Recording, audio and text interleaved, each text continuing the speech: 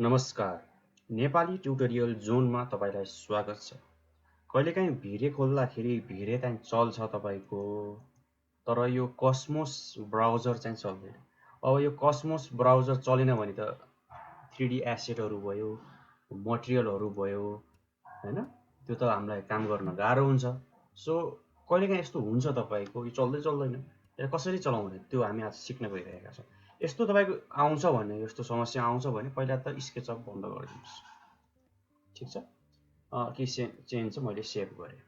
अब के गर्नु पर्यो भन्दाखेरि तपाईले जस्ट टाइप गर्नु पर्यो। पहिला त स्टप गर्नु पर्यो। यो कस्मोस ब्राउजरलाई स्टप गर्नु पर्यो पहिला। Number 1 step. त्यसपछि तपाईले टाइप गर्नु पर्यो स्टार्ट।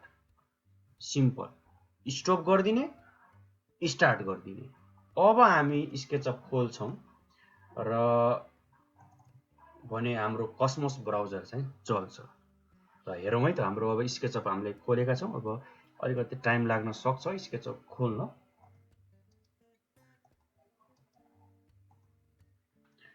अब हामी यो भनेको तपाईको एसेट एडिटर भयो, हैन? र यो आइकन भनेको तपाईको कस्मोस भयो। है त, ल हेरौँ है त। अब जहाँसम्म लाग्छ खुल्नु पर्छ र खुल्यो। सो तपाईकोमा पनि काम गर्ने क्रममा कस्मोस ब्राउजरमा यस्तो एरर आउँछ भने तपाईले एकचोटी चाहिँ स्टप गर्नु होला अनि एकचोटी चाहिँ स्टार्ट गर्नु भयो भने तपाईकोमा कस्मोस ब्राउजर चाहिँ चल्छ।